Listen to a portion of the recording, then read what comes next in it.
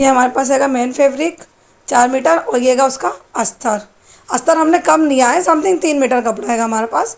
ये हम लोग अस्तर और कपड़े की क्या करेंगे, कटिंग। मेन अस्तर के उसे हम लोग क्या कर रहे हैं, कटिंग। हमने पहले इसका जो शोल्डर रखा 7 इंच का, आर्म होल हमने रखा इसका 6.5 इंच पे। 6.5 इंच पे हम सीना निशान लगा देंगे। अब हम लोग यहाँ से नापते हैं उसका सीना। सीना है हमारा 36 इंच का, जो कि हम लोग 36 का चौथाई करेंगे 9 और 2 प्लस, यानी 2 इंच हम लोग लेते हैं रुजिंग का। आधे इंच की गोनाई घुमा देंगे, ये घूमेंगे हमारी आर्म होल की गोनाई। इसके बाद हम लोग लेंथ नापेंगे। लेंथ हमने रखी है 16 इंच की, क्योंकि बनने के बाद हमको 15 इंच का चाहिए होता है, इसलिए हम लोग 1 इंच का करेंगे, इसको बढ़ा के काटेंगे। तो हमने इसको 16 इंच पे क्या करेंगे, हम इसकी कटिंग करेंगे। ये हमारी हो गई 16 इंच कटिंग। हम लोग इसको बंटक्स ब्लाउज बना रहे हैं। अब हम इसकी कमर नहीं नापेंगे, क्योंकि हमारा सीना और कमर क्या है, दोनों सेम है, इसलिए हम लोग इसके क्या रखा 36 इंच की हमने कमर रखी है और 36 इंच का हमारा क्या है सीना है। अब इसका हम लोग गला काटेंगे। गले की जो चौड़ाई हमें रखी 3 इंच की, लंबाई हम लोग रख रहे हैं 6 इंच की, ताकि कि हमारा गला थोड़ा सा पीछे का बड़ा हो। राउंड शेप लेंगे हम लोग यहाँ से, तो हमने इसको शेप में घुमा दिया है। इसके अब लोग करेंगे हम लोग कटिंग। ये कटिंग जो हो रही है हमारे पीछे वाले से भाग की हो रही है कुर्ती के। अब हम इसका जो सामने वाला भाग है सेम टू सेम वैसे ही कटिंग करेंगे जो हमने इसके पीछे वाले भाग की कटिंग की थी। इसको हमने 2/4 पे कपड़ा रखा, पीछे का भाग उठा के हमने सेम टू सेम वैसा का वैसे ही रख दिया है। हमें इसमें ना कुछ बढ़ाना है ना कुछ घटाना है। जैसे हमने पीछे का भाग काटा है वैसे हम लोग क्या काटेंगे, सामने का भाग भी। अगर मान लो इसमें हम लोग कुछ और लगाते चेन वगैरह तो हम लोग उसको कुछ बढ़ाते, मगर हमें चेन की जरूरत नहीं पड़ी है। अब वो हमारा कट चुका है। अब हम लोग यहाँ से काट रहे हैं करी।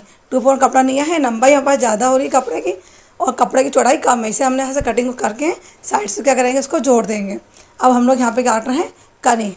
तो जो करी हम लोग काट रहे हैं वो काटेंगे हम लोग चौथाई यानी कि 8 भाग में। तो जो हमारी जो कमर हैगी वो हैगी 40 की, तो 40 का हम लोग 8वां भाग निकालेंगे तो निकलेंगे हमारा 5 और 1 इंच 6 हो जाएगा। तो यहाँ से हम लोग यहाँ पे 6 इंच और इधर से हम लोग कोने से करेंगे 6 इंच और दोनों को लाइन को मिलाते हुए क्या करेंगे, इसकी हम लोग कटिंग। देखिए इधर से कोने से 6 और इधर कोने से क्या लेना हमको 6 इंच, जिससे कि प्रॉपर हमारी जो घेर होता है वो घेर बराबर आता है। अब हम लोग काटेंगे मेन फैब्रिक।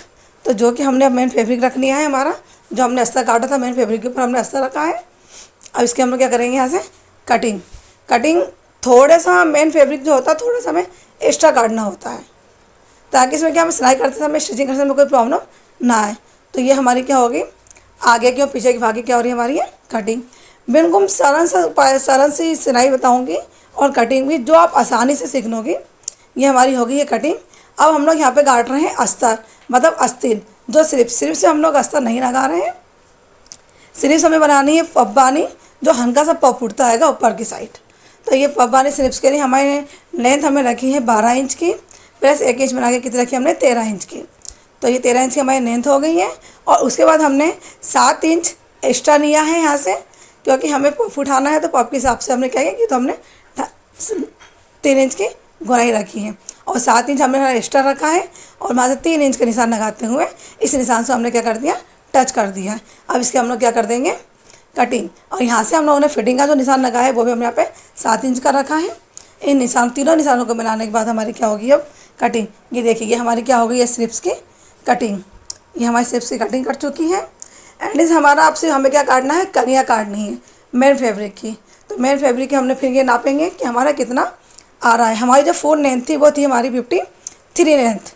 अब 53 लेंथ में आप लोग हमारा जो सामने का भाग पोर्शन घटा है वो 15 का घटा है। आप उसको 53 में 15 को घटाइए और 2 प्लस करिए।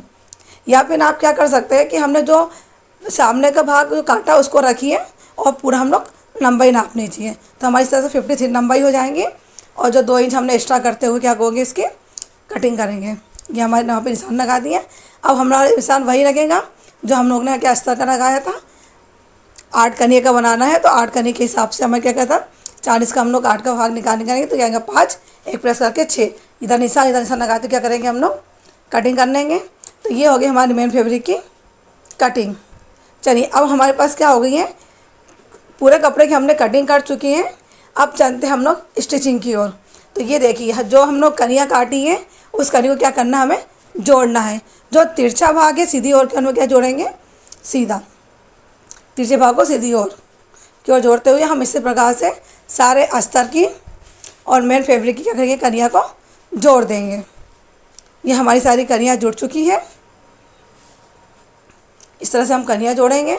ये सारी कलियाँ जुड़ चुकी हैं। अब हम लोग काट रहे हैं सामने भाग में मशीन लगा रहे हैं, जो कि हमारे ये गले पे निशान है। ये हमारे सामने का भाग भी तैयार हो गया है। जो हमने वी नेक का शेप रखा, ये हमारा पीछे का भाग है, जो हम लोग रखे हैं राउंड शेप। सामने का हमने वी शेप रखा है, पीछे का हमारा क्या है, राउंड शेप है। तो ये हमारा पीछे का आगे भाग तैयार हो गया है। हमने दोनों पन्ने अलग अलग तैयार किए हैं। अब हम लोग क्या जोड़ेंगे इसमें, कमर, नीचे का हमारा घेर और ऊपर का।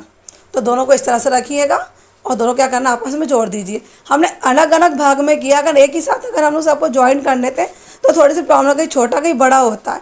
ऐसे में क्या होता है कि अलग अलग 2 पार्ट कर लेंगे, सामने का और पीछे का, तो हमें जोड़ने में प्रॉब्लम नहीं होती और हमारी कमर की फिटिंग बढ़िया आती है और हमारी सिलाई भी अच्छी होती है।